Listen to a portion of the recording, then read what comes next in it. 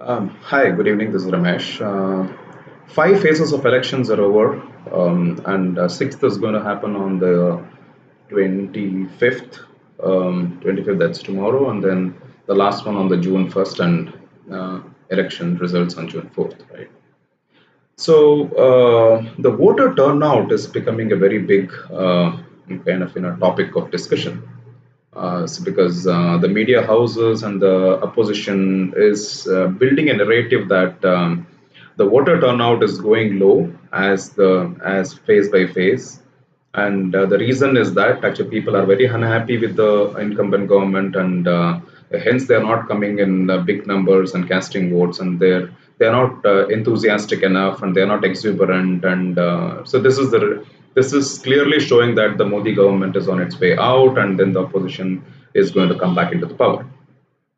Well, we don't know. We don't know what is really going to happen. Is it exactly as per whatever the media houses are telling, and the opposition is building around a narrative, or is it the opposite of that? So we will get to know all of that only on the June 4th when the results get announced. But definitely the voter turnout is lesser than what it was in the 2019. And that's the problem because we're trying to compare against the best voter turnout ever in the history of Indian independence, right? So 2019 had about 67.40. That was the best ever voter turnout India ever saw in the general elections. And when we are trying to compare it against that, obviously even a slight little dip in the percentage will always look very bad. Okay, so what I did is I just took some exam. I mean, I did some research and went back and picked up some numbers. Okay, starting from 1984. And why did I pick up 1984? Because it was a landmark era. I mean, election where Rajiv Gandhi got 414 MPs, and it was the best ever performance by a government, right? I mean, a party to form a government, right? So what happened in 1984? We had 64%. That was the best ever voting turnout until that point of time. And the reason is that Indira Gandhi had just then died, and then there was a huge amount of sympathy votes, and Rajiv Gandhi got all of that, and there was 64% of the people had come and voted. 1989, when Rajiv Gandhi lost the elections and VP Singh became the prime minister, it was 61.95. In 1991, when P.V. Narasimha Rao became a minority, prime minister, it was 56.73. See if you can observe that it had slightly dipped from 61.95. In 1996, when there was this Milli-Juli Sarkar and when the coalition era started, with actually Deve Gowda becoming the first prime minister and then followed by I.K. Gujral and so on, it was 57.94%. In 1998, when actually Vajpayee was for the first time when he became the prime minister, it was 61.97%, close to 62%. In 1999, we were forced into another election because Vajpayee lost by one vote in the Lok Sabha. So in the 1999 elections, it was 60%. In 2004 elections, when actually Vajpayee was supposed to win, everyone was saying that Vajpayee is going to win, and there was an India shining, and it didn't happen. And then UPA 1 came into existence, it was 58%, slightly lesser than 60%. In 2009, when UPA 2 came into existence, it was 58.21%, almost as similar as in 2004.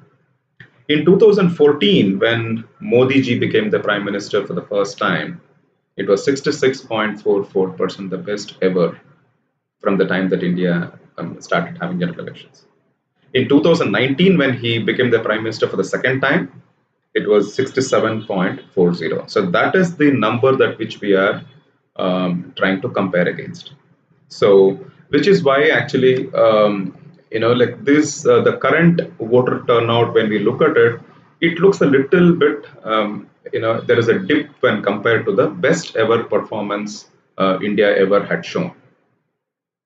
But all the same, when we look at the phase wise, right? Phase one, it was 66.14.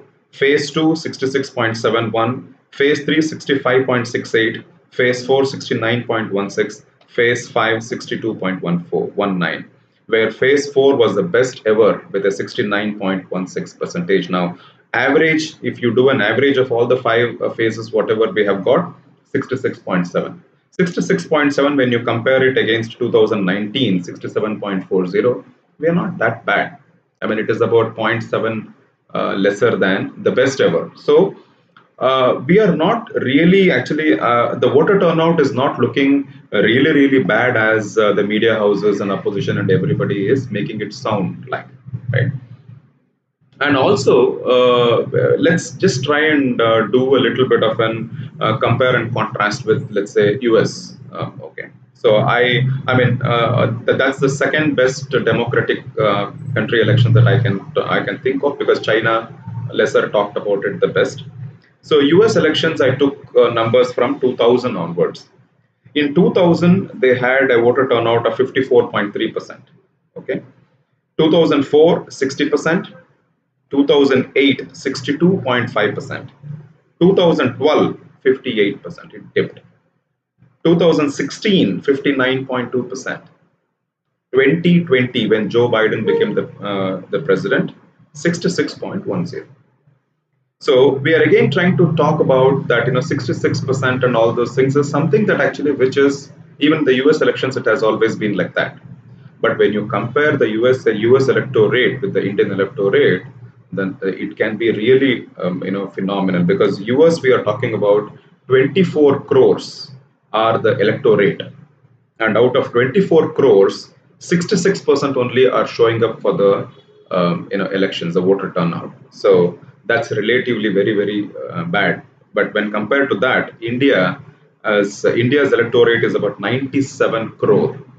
Okay, and if we have 66.7, then that will actually become somewhere about 60 crores, which is about 3x of the total electorate that US has. Let's now try and do some little comparison with the world at large. Okay, Europe's average has been 67% from the beginning, right? America's has been 68%. Asia has been 69%. Africa has been 60%. Global average for the world is about 64%. So when we talk about US global average 64%, US average roughly around 62%. Then Indian, up to the fifth phase, we are having 66.7%. So it is not really that very bad as people are making it out to be. Okay. Now let us also try and figure out, why the voter turnout doesn't go upwards of 75%, 80%, and all those things, right? The reason, there can be multiple reasons, so we'll just go through a few, right? The first one, at least in the Indian context, I'm talking about. So the first one is the Indians who live abroad. There is a huge amount of Indians who live abroad. The Indian diaspora is about 2.9 crores. So the 2.9 crores, and all of them are electorates, please. Okay. So they are not able to vote. Second, the senior citizens, the elderly people. The election commission actually had tried to make a this thing around that, we will enable the elderly people to vote from home. Okay, but I'm not sure how good that is. That has worked out, because my parents, 86 and 76, they had to go to the booth and cast their votes, right? So there are quite a few of the senior citizens and elderly people who might not go out and vote if they have to step out. And then third is, there are a lot of unwell people who are unwell at home and unwell hospitalized, and so they will not be able to go out and cast their vote. Number four is a lot of expectant mothers, and then newly delivered moms. Actually, they will not be able to step out, with the little one with them, and they will not be able to cast the votes and all those kind of things, right? Number five is in terms of the laxity among the youngsters, because it is May right now, April, May. So April, May is the time of the exams. So most of the kids actually will be having their exams, and they'll be preparing. I mean, I'm not suggesting for a minute that voting should be given the second priority, and education or the academics should be the first priority. I'm not even going into any of those priorities, but I'm just saying that like there will be some laxity with the youngsters, that actually they don't show so much of enthusiasm to go out and vote during the exam time, if the elections show up at that time. Number five is people actually who have their voter IDs from their native, but then they due to the professional compulsion or something, they are working in a different city. So they don't go across back to their native place to vote, because they feel that one what they, I mean, like they, if they travel all the way, it's going to be very expensive to go back and come back and stuff like that, and they don't get enough amount of leaves, etc., and all those things. So they don't go out and vote at all.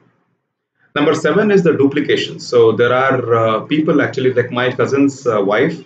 She lived all her life in Coimbatore before she got married, and so she obviously had an voter ID over there.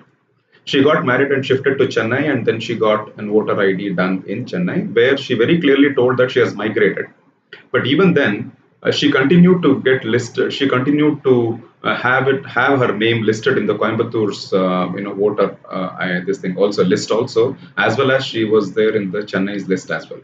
But she lives in London right now, so she never even voted. So she was counted twice, but she never even voted. So like that, I think that when they talk about the 97 electorate, there will be a lot of duplication. So first of all, the duplications have to be taken out. I think they have to kind of like put the Aadhaar number against the voter ID to find out really if there are any duplicates. I think that will bring down the electorate count from 97 to something little lesser. Then I think the voter turnout will be, in reality, it will be actually more than what it really shows right now. Right. And then the other one is in terms of the voter fatigue. So some people, they feel that actually, like, what is in it for me? I mean, there's no difference whichever party comes to power. So I'm least interested to go out and vote. And so such people do not even step out. Then the last one is, of course, the weather. So if it is harsher weather conditions, if it is very cold, very hot, rainy, and all those things. So but this particular time, it was in severe summer actually. Even by Bangalore standards, it had gone up to 39, 40 degrees, and we had. I'm a Bangalorean. I faced one of the worst summers ever since I've been living around in the Bangalore. So people don't show up, and so that it could also be the reason. So weather could also be the reason that people did not show up, for enough number of people did not step out. Now, whom do you have to blame for that? Blame Pramod Mahajan, okay, because he was the one who actually, the 1999 elections were in September, and if that had continued in every five years, then Vajpayee should have actually contested for the elections in September 2004. But then Pramod Mahajan felt that actually we have won three of the elections, the states which went to elections. So we are on course, and we will go and win, and India shining, etc., and all those things. So they ended up having the elections in May, and in 2004, and ever since that it has continued till the 2024. So during May, actually, I think even in India, in the north also, there has been an extremely heat waves and all those things. So there could be a reason why people don't step out of the homes to go and cast their votes, right? So this is something that actually I was just trying to do some little bit of analysis around. So I think probably we should not be reading too much into the dip in the voter turnout what we are seeing in 2024. So that's my take. So let's just wait and see how things show up, and who wins the elections finally. Is it the India Alliance who are trying to put around a kind of narrative, or is it Modi who comes back to power for the third time and makes a hat trick? Right. So let's wait and see. Thank you very much for listening.